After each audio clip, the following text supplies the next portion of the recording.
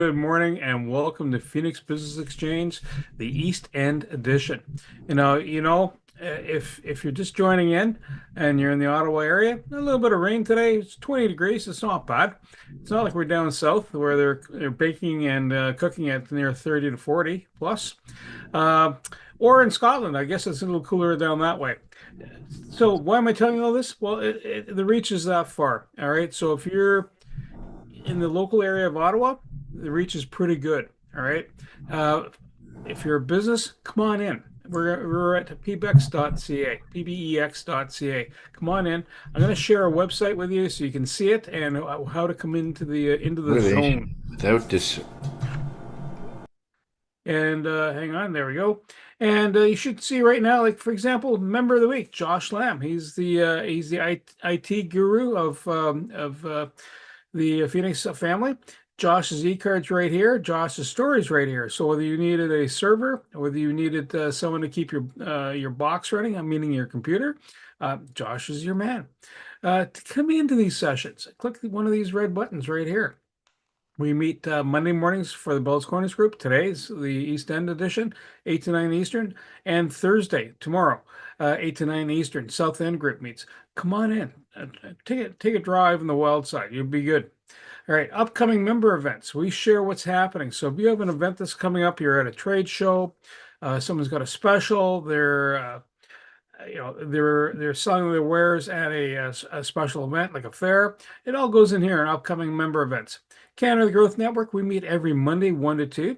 We have guest speakers that it rotates around, and so it's never the same guy or gal twice per se, not at least back to back.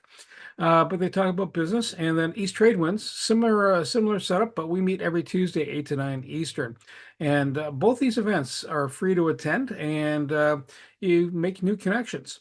Bell's Corners at Hive is meeting on August 17th, so you can join us at 7:30 a.m. at 1745 Courtwood at Hive, or visit us online.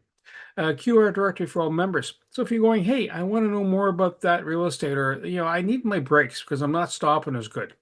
Then you click in here and you can drill in and find Wendy or Sam. Maybe you need some Pure Trim product, and that's Susan. Well, there you go. Or your mortgage is coming due, and Jacqueline is going to be your cure.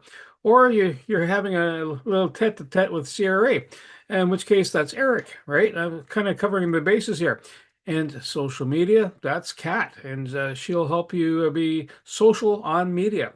Sorry, bad pun. However, that said, if you join us, your content can be echoed through the rest of the Phoenix social media channels, and Kat handles that piece. I'm going to stop share, and I'm going to swing the mic over to Tony Jennis, who is going to give us a educational minute. Tony, over to you, sir.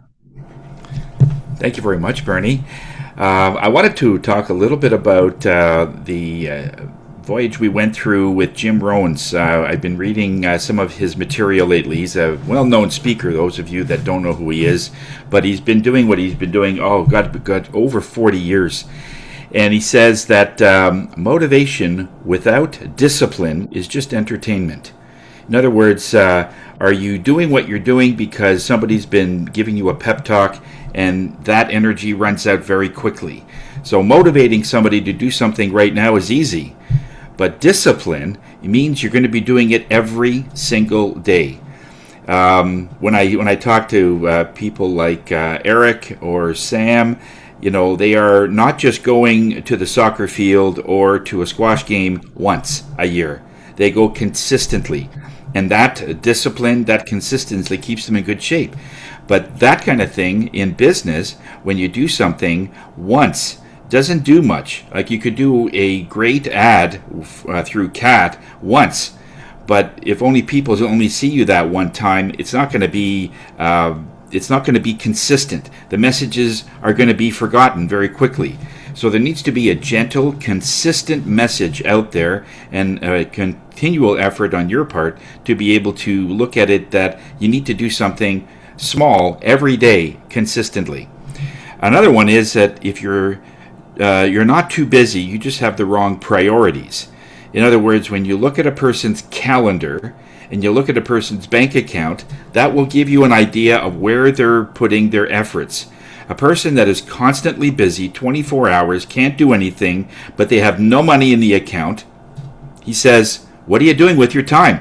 Okay? If you have someone is that busy, if you were being paid to be able to work for someone else and you worked like 18 hours a day, you would see something in the account. But in business, there needs to be something. I still have people that I am waiting for an invoice for, and it's been 8 months. I'm waiting for an invoice. I'm ready to pay their bill. But they are so busy that they can't focus on sending me an invoice. And how long would that take? Even with my primitive methods, it takes me about 2 minutes, 3 minutes to do it. Like just it's all in templates and so on. So if someone can somehow come up with 2 or 3 minutes to pay a $400 bill, then I can't be the only one. There's got to be other people that they're doing the same thing for, right? I mean, so the priorities are very much in there. The other thing is comfort, he says, is the most dangerous place to live. He says, comfort zone is where our dreams slowly die a quiet death. Every month that you stay comfortable in that month is a person that you could become. And that's why you're staying where you are. So we want to stay in comfort. You got to realize the goal. We work hard, so in the end we get comfortable. You can't be comfortable and then just stay comfort. Okay, it somehow doesn't work. So we're going to end up working the longer hours, but then there will be a point where we can just let loose and just let our hair down, so to speak, and just be in that place of comfort. But you can't live in comfort and prosper unless you've got millions of dollars and passive income that it doesn't matter what you do. Okay. The life is that you want is on the other side of the work that you are avoiding. So if you make a list of, okay, I don't want to do this, I don't want to do that, and some of the work that we are avoiding is actually what we need to do. It's the bridge between where you are and where you want to be. So that's, in an energy form, this makes a lot of sense. When a person in their mind just still wants to run their business the when they started, and they've been in business for 30 years, and I do have people that come in that way. They're still doing all of the tasks. They have no employees. They just have, and they're always saying, oh, things are really busy. But when you started, you were busy, like 30 years ago. So where is the version of yourself where you could lay back and get other people to do some of the things? Because you can't do everything yourself. A lot of businesses try that, and you just get burned out. The repetition and the repetitive work is just, it does something to your mental state, your physical state. And I'm actually experiencing a little bit of that myself, but at least I know I will be passing it on to other people and expanding the team around me. But some people just want to just do it all themselves, figuring that nobody can do what they can do. Nobody can be as good at this job than me. That's a very dangerous mindset. You have to realize, if you turn it around, he says, actually, there's probably many people that could do it better than you. And so when you lay down your ego and find out, okay, we need to just get this going, you'll find that your businesses will start to prosper. Okay? Back to you, Bernie. Tony, thank you so much. We're live on LinkedIn, and hey, there's the link to it. So link in. I'm going to start off with Eric because he's got that focused look, and then I'll swing over to Susan. Eric, if you're available, go ahead and do your intro and any BAMS referrals.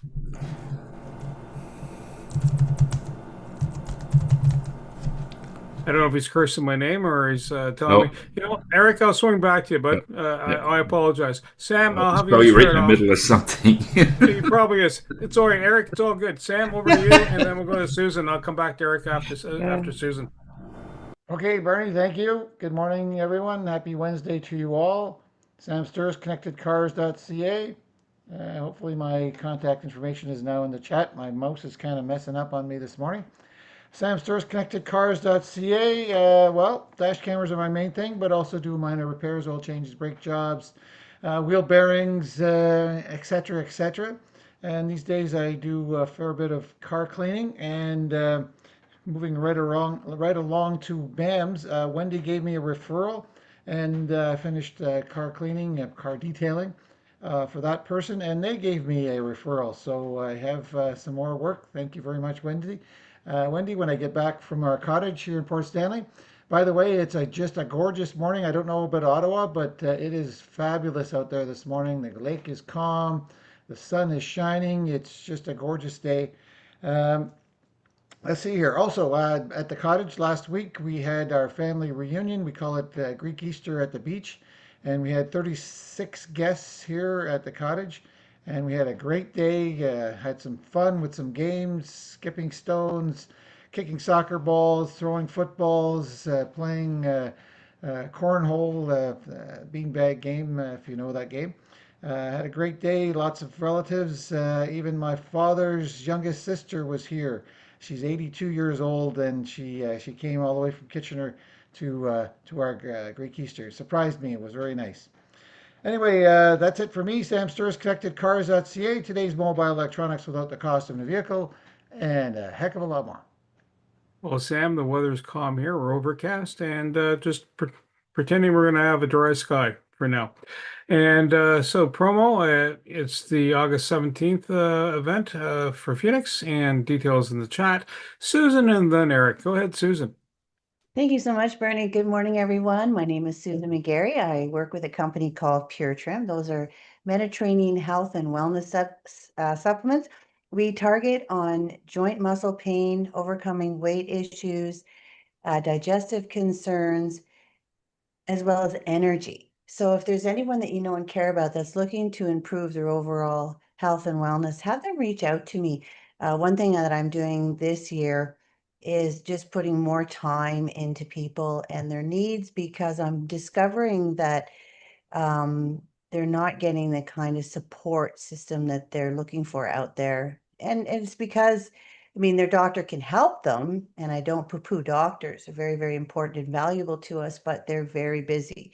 So people are looking for alternative ways to address root cause naturally through Mediterranean supplements.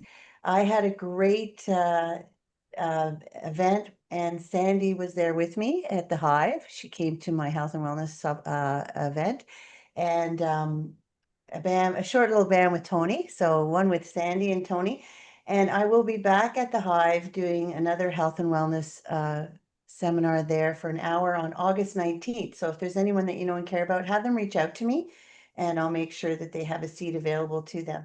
So yeah, thank you, Susan with Pure Trim. Back to you, Bernie. Thank you. Thank you, ma'am.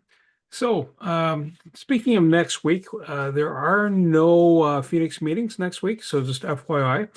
And there is no Canada Growth Network one next Monday. The following Monday, John Ray is speaking, and he is a pricing specialist out of the US. And Eric, over to you, and then Jacqueline. Go ahead, Eric. Thank you, Bernie. I could not get my mic open fast enough for your lightning introduction Lightning. before.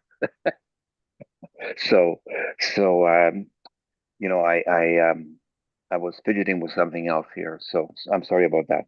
Eric Sorry, man. Sonebo, of Cote and Associates Professional Corporation. We have 8 offices so far in Canada, and we have 3 offices in the States. We specialize with people who, have tough,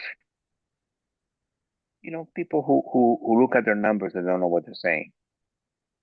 So we specialize with people who have difficult businesses, difficult transactions. We do that doing year ends. We do that in taxation for individuals, and we also do a lot of individual work for individuals that are going through the miasma of CRA. The miasma of CRA is they send you a letter, you don't do anything, then they more or less call you, you don't answer the phone, and after 2 or 3 months or 4 or 5 months, it goes to collection. You don't pay attention to collection. they garnish your bank, and by that time, when they garnish your bank, you come to me and you say, I need to pay my employees, and they're garnishing my bank, and we get involved. Okay, so the first thing we do is we try to unfreeze your bank by promising the government payment. The second thing we do is raise an objection, so an individual will talk to us rather than a computer. And the third thing we do is, have a payment plan. Now, the baseball bat we have is called tax court, because the CRA does not necessarily want to go to tax court on an issue like that. So I will threaten tax court, because tax court also closes the loop, also ends the cycle. But tax court, they have to act as if you were winning. So they have to unfreeze your bank account and things like that, unless it's crimes or proceeds of crime and that kind of stuff. But regular people, they tend to listen to the accountant and unfreeze the bank. So we do that, right? So that we tell the government, my client is willing to spend ridiculous amount of money on principle just to beat you in court. And the CRA knows that, and they have to spend also the ridiculous amount of money to defend it. So they tend to listen to a third, more sober view, which is that of the accountant. 613-254-7310. Eric, good to have a sober accountant, because the other ones, they're just pirates and they're going hard air, mate. So Eric, thank you. And so if you need a pirate in your corner, Eric's the one to do it, but he'll be sober as a judge. The promo here now is a golf tournament. It's coming up soon, August 14th, 175, 18 holes. Best ball. That doesn't mean translation. You don't have to be good, and if you are, all the better. And 18 holes, and if you're in the west end of Ottawa, meaning Canada, you can get a bus ride to and from. Jacqueline, over to you, and then we'll go to Kat. Go ahead, Jacqueline.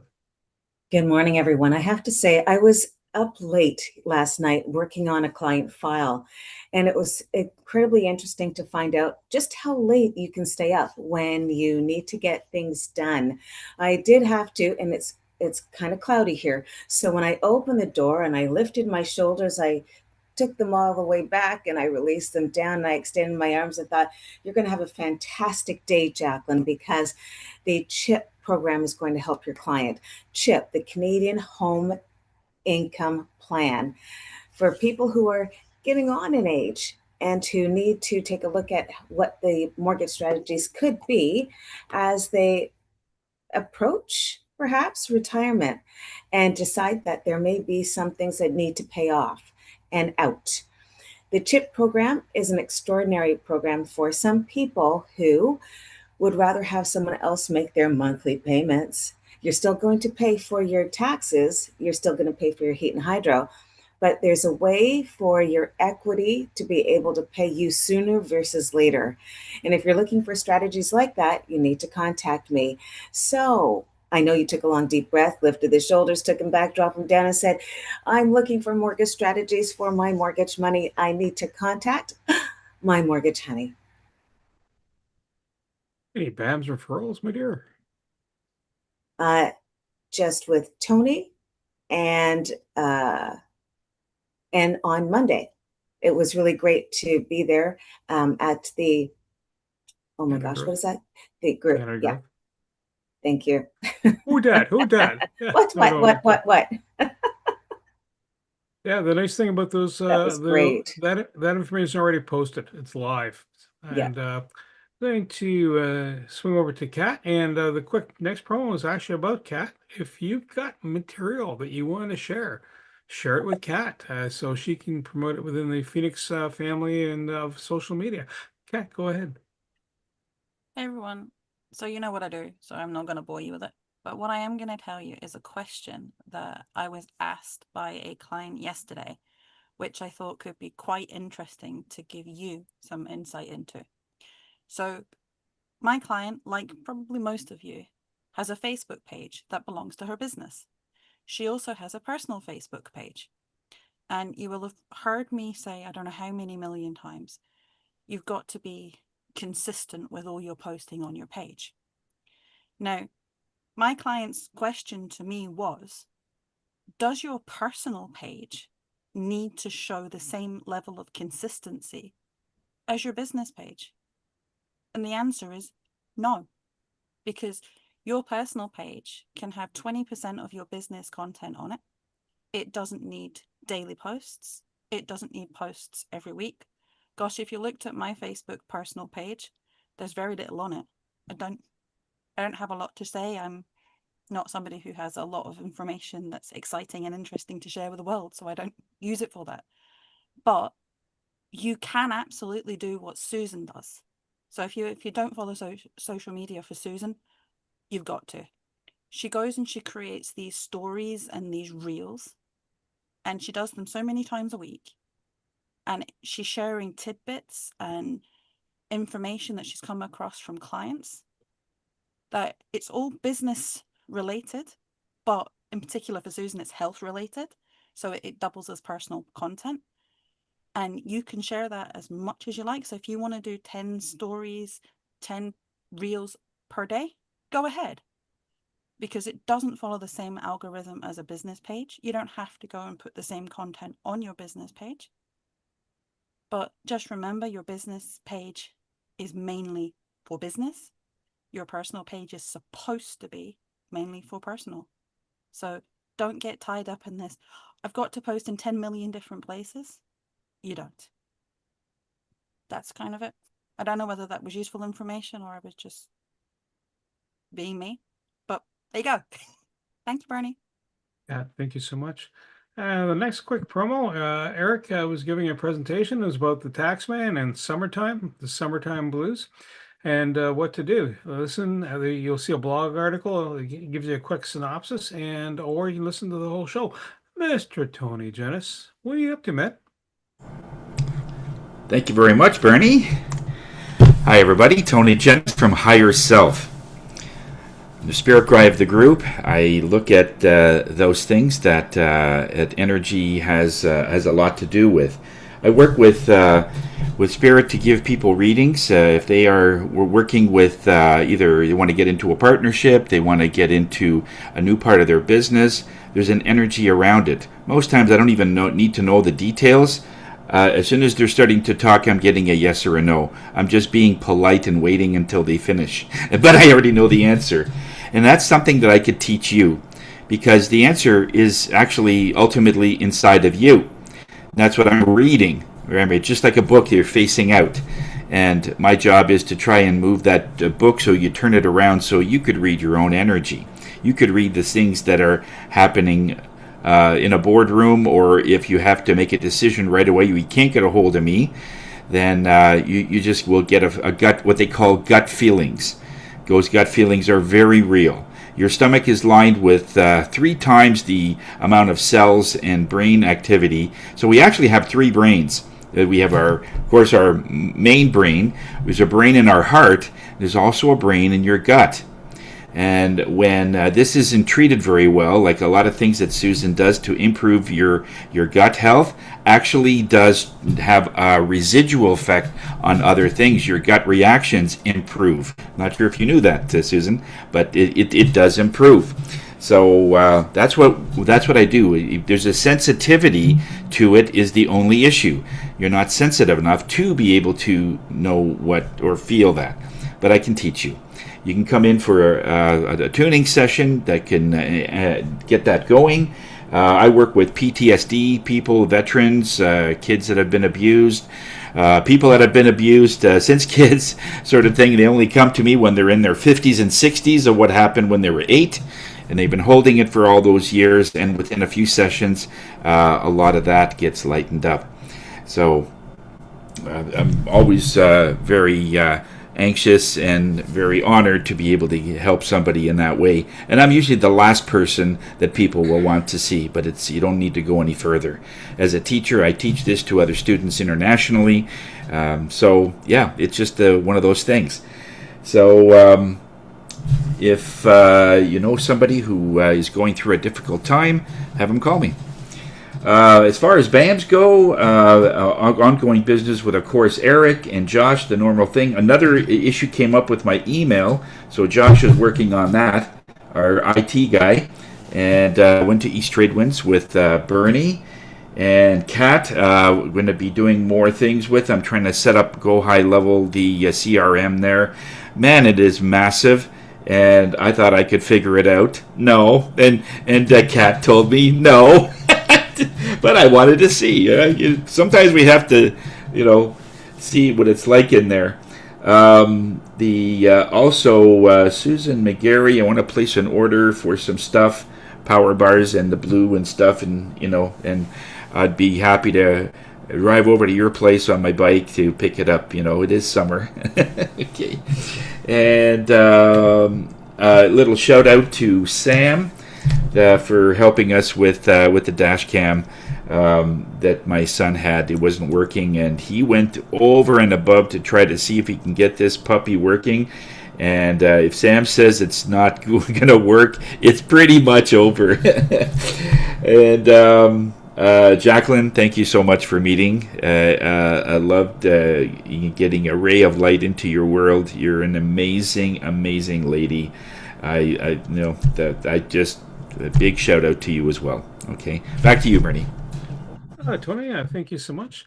Next quick promo is actually it's a kind of a leadership event. It's being if you're in Michigan, you're all set August 6th to 8th, but it also has an online component to it, $50 US. So it's probably about 70-75 when you're done paying Canadian. But it's also online and you have recordings. And Masango is a business coach that works in the manufacturing sector. So take a peek at it. And this kind of relates to what do I do? Well, I find interesting stuff, and not stuff that'll compete with somebody in here. I mean, I'll find that too, but at the end of the day, I'll find people that might have utility for you. And sometimes, if we're having a business activity meeting, and bam, we might uncover that, or there might be other elements. So the podcast is another part of it, the Knack for Business podcast. That helps optimize your SEO and findability and your AI findability. So that's a useful tool in the background.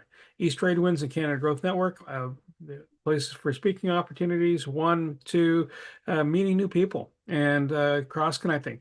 I know Sam Money does things in person in the Ottawa Valley, and he might do it at the port, but there might be connections in there that could help him, or conversely, advice, as Kat has found out. Yeah, what do I do with my car? And it's not carring very well. Sorry, bad pun. So I'm going to carry on and just say thank you so much, Jacqueline, for showing up on Monday, Tony and Carl showing up at East Trade Winds. Great to see you guys there. Good to have that knowledge base showing up. So that's the other piece. Being a Phoenix member is you're sharing your knowledge base, and that's kind of very critical. Speaking of knowledge and being knowledgeable, one day, you get to talk next and talk large. Go for it, ma'am. Amazing. Thanks very much, everyone, and happy Wednesday. Today, I'm going to talk about a topic that's really dear to my heart, and that is about staging. So as you all know, I'm a real estate broker with Century 21 Synergy. I've been in the business for about 18 years, so I kind of know what I'm talking about. And it never surprises me when people are resistant to staging. They think it's not necessary, but let me tell you today, through my presentation, it is highly necessary for your success. And I have very high standards that I carry, and I expect the same from each and every one of my clients. So without further ado, I'm going to share my screen. All right, can everyone see that? Yes. Perfect, okay. Yep. So the importance of home staging, and it's all about transforming your space to sell it faster and for the most amount of money. Why home staging matters. So statistics have shown that staged homes sell 73% faster and for up to 17% more than unstaged homes. So first impressions obviously drive the buyer decisions. What I always tell my seller is, as soon as the buyers walk through the door, they are going to know if there's an impression that's brought upon them and that they're going to continue throughout the house with a very positive mindset once you walk through the front door. That's why curb appeal is very important as well. So that's the outside of your home as they drive up. Has the grass been mowed? Or in the wintertime, has the snow been cleared out of the driveway? You know, small details like that are actually very large, impressionable emotions that are brought out in a buyer as they approach your property. Also, with strategic staging, it creates that emotional connection. The home needs to speak to a buyer. You know, it's all about the feeling, right? How they feel when they're in your home. And you will obviously get stronger offers and quicker closings if your home is well staged. The key takeaway to this is investing in a professional staging company or person that can deliver measurable returns through reduced market time and maximize sale price. So part of my marketing budget is that I pay for the home staging. I pay for it because I need to know that my client understands that they need to make every effort to bring their home up to a certain standard so that I can then do my job and market to buyers and find them a suitable buyer in a timely manner. What is home staging? It is preparing and decorating your home to appeal to potential buyers. It's creating an inviting, neutral, and aspirational space. When I say neutral, I mean the way we live and the way we sell are two different concepts. So you might love the dark black paint in that particular room, but what it does is it creates a lot of darkness, and people have fear when there's too much darkness. So the idea is to neutralize that by painting the walls a lighter, more cheerful color, and then adding different accents of dark. So there's a method to the madness. Helps buyers to visualize themselves living in the home. So depersonalizing, taking down all personal photos, maybe taking down your accolades, for example, because buyers are nosy. And that's just a natural thing. When you walk through someone's house, you're going to read everything. So, you know, you want to get to know who the seller is, and you'll spend time reading that rather than looking at the home itself and picturing yourself living there. Also, showcasing rooms that the builder intended them to be. That's a really big one for me because there's a lot of people that don't need a dining room, because they sometimes will have their meals sitting on the couch in front of the TV, or they'd rather sit on their kitchen island and eat there. That's more comforting for them. So I find that there's a lot of homes that have been built with dining rooms, but some of the newer homes, it's not necessarily a priority. However, if you have an older home and there's a dedicated space that the builder decided was your dining room, we need to turn it back into a dining room when we're staging your home so that it makes sense to a buyer and the rooms are used or are showcased in the way that it was designed to be. So let me give you a really cool example. This is a home that I listed and sold last year. Now, this photo was not taken by me. It was taken by another agent who had the listing at the time. So I like to ask all of you, what do you see in this picture? Crowding. Very cluttered and crowded. Okay. Dark. Dark. Okay.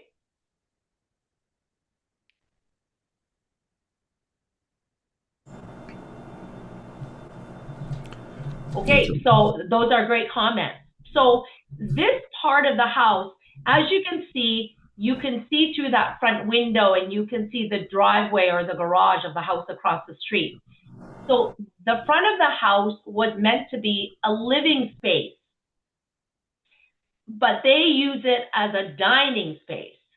So let me show you how we transformed that room. Look at that. That is the same room. Let's go back again. Oh, sorry. Okay, let's go back again. So from this, so this is an agent that doesn't use staging. And I know this because when I spoke to the sellers, they said, no, the agent said we can just start taking pictures and go to market.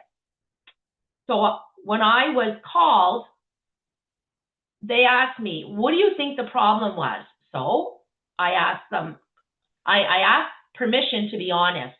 And they said, please be honest. So I said, we need to make that room a living room because that's the way it was designed when this house was built. Now you also notice on the ceiling that chandelier is gone. I told them we need a flat light because that's a living room. You don't put a chandelier in a living space, only over a dining room.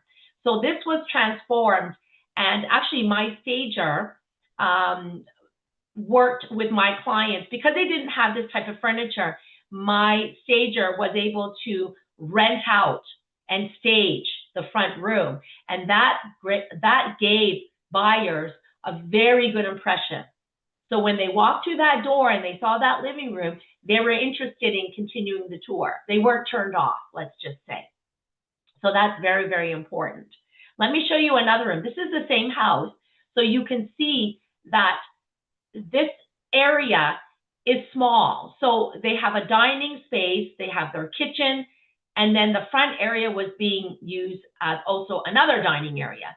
So we had to change all that. So this is what it looked like before from this angle. And then let me show you the transformation, because their kitchen is spectacular, but you couldn't see that because you were looking at everything else. So this is now what it looks like. So we kind of opened it up, removed all the clutter, and brightened it. So we made sure everything was cleared out. You know, they had all sorts of things everywhere.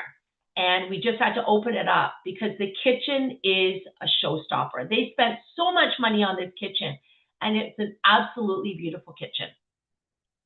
So that's how we transformed it in order for us to be more attractive and be successful. Let me show you another picture in the same home. So take a look at this bedroom. What do you see that is unusual?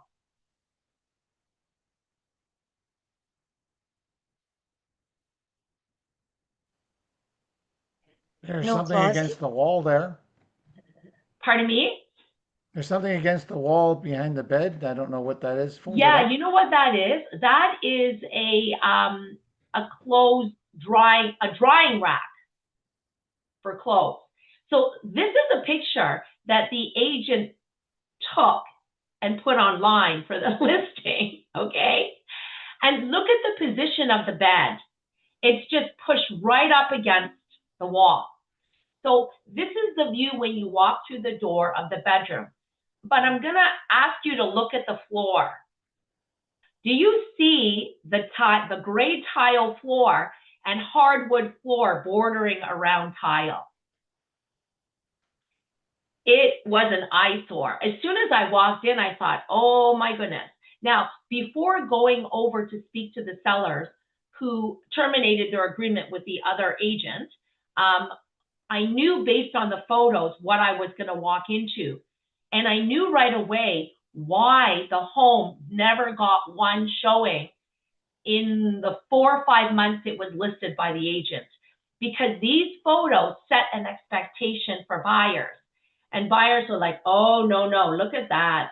This house is not very pretty. So we had to change it. So this is only the second bedroom. And this home is very different from most homes. This is a single family home with only 2 bedrooms. It was always only 2 bedrooms. Most single family homes have 3 bedrooms, but this one only had 2. So we had to make sure that each bedroom was sufficient and would be showing well for the buyer. So let me show you what it looked like after we staged it. Look at that. So look at the floors. We changed the entire floors. They were very skeptical at the beginning. Couldn't we just cover it with a rug? No, no, no, no. We can't cover it with a rug. What we need to do is we need to make the floor even so that it looks the same everywhere. So we changed it to a laminate floor. Now, luckily, one of the sellers, Mr. Seller, he is very handy. So we had a very long to-do list for him, and he executed it. And then look at the bed. We positioned it in a much better way to fill the space in the bedroom. Let me give you another example. Look at the basement. What do you notice? That's so cluttered. Wow. Very cluttered, but you know what? They needed a space for an office because remember, in this house, they only had 2 bedrooms. So they needed the bedrooms to stay as bedrooms, but they would go down to the basement to use it as an office. But look at the floors. Again, half of it is tile and the other half is some kind of laminate floor. So not only do you make the most money when you're selling with an updated kitchen, bathrooms, but also the flooring counts as well. So when I went down there, I said, oh boy, we need to take care of this flooring. So this was the before. And again, this was the marketing photo that the previous agent had put out when it was listed under the other agent. So when I got through with it, look at the floors. We changed it completely. We made it all very, very much the same all the way through. And we cleaned up the desk area. It stayed at a desk area, but at least it was opened up and brighter. So people could actually see themselves using that space for whatever they needed it for. So all to say, this home, when I listed it, sold in less than 30 days. And previously it was listed for about 5 months by the other agent. Now you saw the photos that were posted online with this house. So transforming this home made all the difference for these folks. And I was able to find them their next home and they were able to move in a timely manner. So this is one of my greatest success stories from last year. And these folks, they just couldn't believe the transformation and the amount of effort that it took to put it all together. But because they were so cooperative and they understood the process that I put forth to my clients and the expectations I had, they were not afraid to do all the work. So it took us about 4 weeks to get the house ready. But my goodness, were they ever happy with the results? And so that's the type of business that I run. I'm very result oriented. And I'm looking for clients who are also looking for the best results. So let's take a look at staged versus unstaged sales outcomes, because at the end of the day, it's all about the bottom dollar. Everybody wants to maximize on their return on investment, which is their home. So staged homes, they sell faster. And there's a higher chance that there could be a competitive bidding that happens. With an unstaged home, it takes longer to sit on the market. You get lower offers and less buyer engagement, and in some cases, no showings whatsoever. So that's always a bad feeling for a seller. Professional staging does create urgency and emotional connection with the buyers, which actually leads to a quicker transaction and stronger buyer competition. We actually had several offers on that property, once we were ready to hit the market. So that was very exciting for those clients. Again, without staging, your listings will stay on the market a lot longer. Buyers struggle to picture the potential of your property, and what that results in is weaker offers, if any at all, and reduced interest.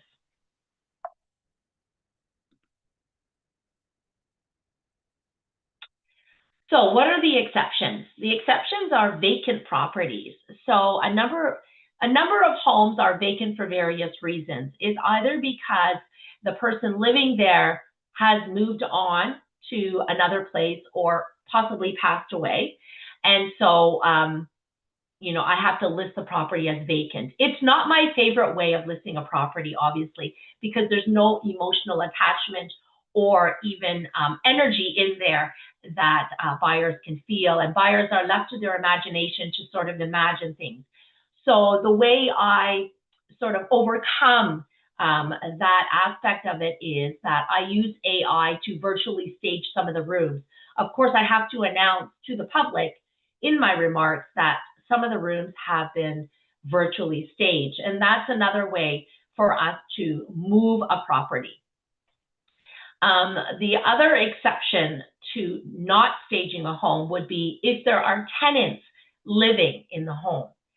We don't touch their belongings. We do ask them for full cooperation. If you wouldn't mind tidying up, just make sure the place is clean. If you wouldn't mind, we'll send over some boxes for you. If you could just sort of pack up some of the things you're not using and maybe just put them aside.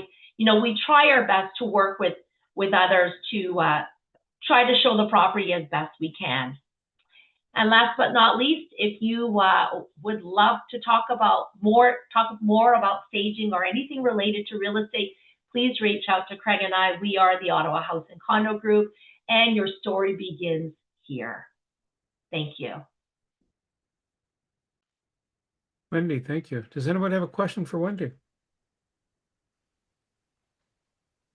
Sam, go for it. I'm going to start with a statement. First of all, I agree 100%. I remember when we first moved to Ottawa years ago, we went to see a house in Orleans, and there were several pictures of, I assume, the woman of the house in a very revealing situations. Obviously, they were very proud of it. We walked in, I laughed quite a bit, and then we left. So, still to this day, I remember it. But I remember not being interested in the home. Okay. That's a really good point. But my question is, these days with the problem with people not paying for rent, squatters and that, does the real estate the board require a listing to include that the house is being rented currently? Sorry, can you repeat that again, Sam? If someone is renting in a house, does the real estate board require the realtor to list that the house is currently being rented? Yes, they do. Yes, they do. Yes. And also another pet peeve of mine is when agents don't inform the public or other agents that the owner or the tenant smoke in the house, because that's a big one for me. There's a lot of people that are very sensitive to smoke because there's a lot of people that don't smoke anymore, and it actually is to a detriment to the sale of the home when people smoke in the home. But as long as you disclose it, just like if you disclose if there's a cat or dog, in the house, the dog might be in a cage, or it might be in the garage, so don't open the garage, or there may be cats wandering around the house, just to make people aware. So I feel that it is a responsibility for the agent to disclose this information prior to, so it sets an expectation not only for the agent, but for the agent to inform the buyers. Yeah. I think it's really important to do that. So yes, if the property is tenanted, we do have a responsibility to disclose that prior to. And sometimes, Sam, the tenants want to stay in the house during the showing, which makes it very uncomfortable.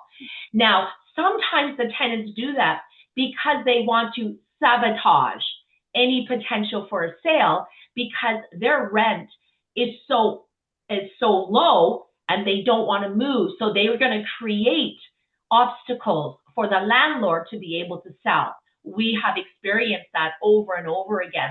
And I explain that to my buyers, because we've already been told the tenants are going to be home when we arrive.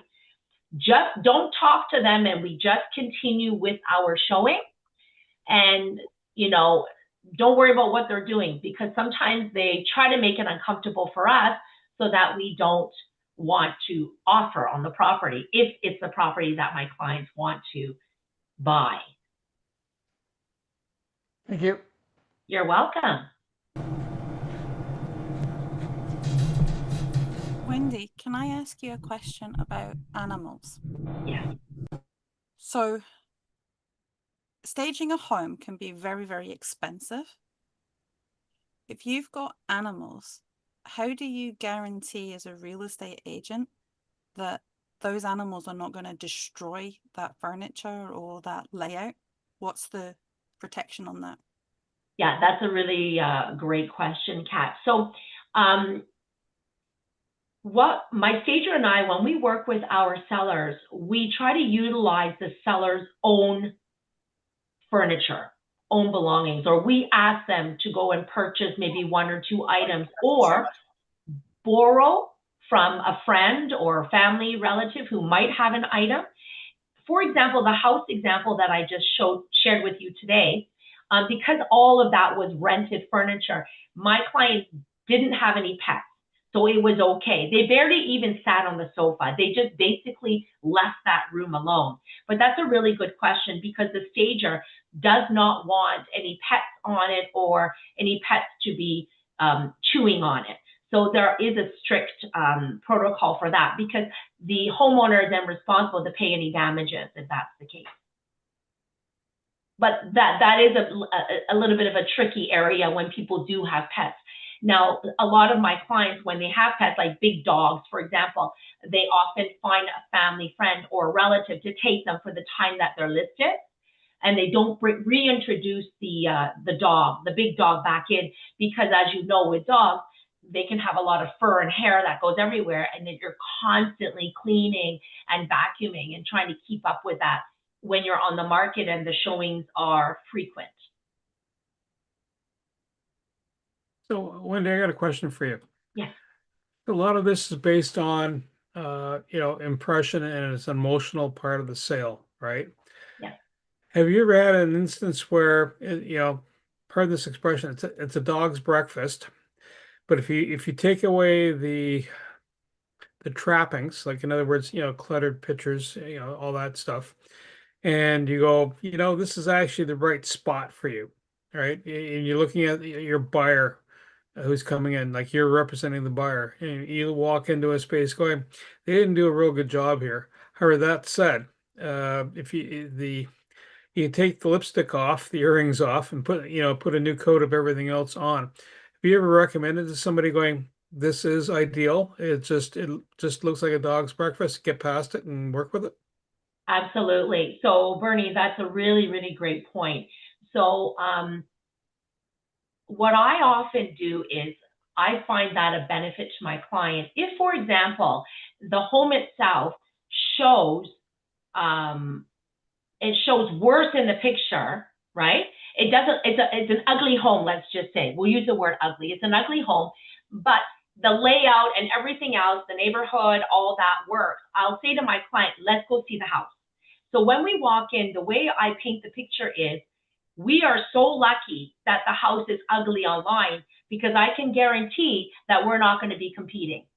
But let's take a look at all the value points of this home. And we go through it. And then when they start to open their eyes to what I'm explaining to them, they see the value and we have a better chance to negotiate down. And I've done that a number of times. I can probably share some examples in another presentation that I could do later in the future, but it's such an incredible feeling. We are so like, oh my God, I'm so glad that the pictures were so bad because it's actually, we can see the potential now and we want to move on this house. So Nice. yeah, the opposite happens. So it's a good thing for my buyers. Well, that's why having the realtor with you, the unemotional, unbiased, going, yeah, this is good.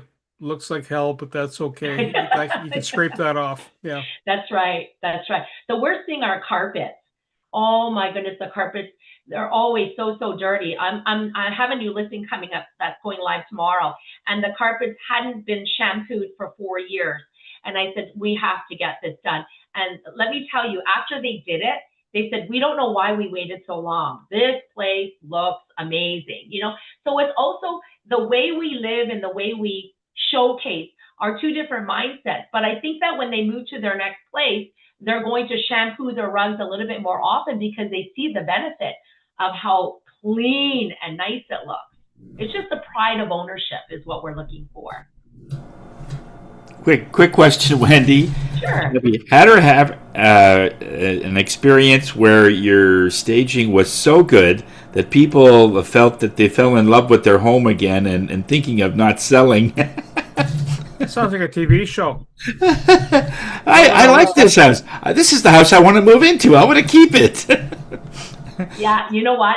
That comment has been spoken a number of times, but they never turn around. They love it, but they're still gonna list it. Yeah, yeah. But they're leaving it with a different vision. Yes. Yeah. Yeah, smart. I'm going to close this out with a quote because we're at 9:03. And quote for the day reads as follows: "Insults test your pride, not your net worth." Seneca.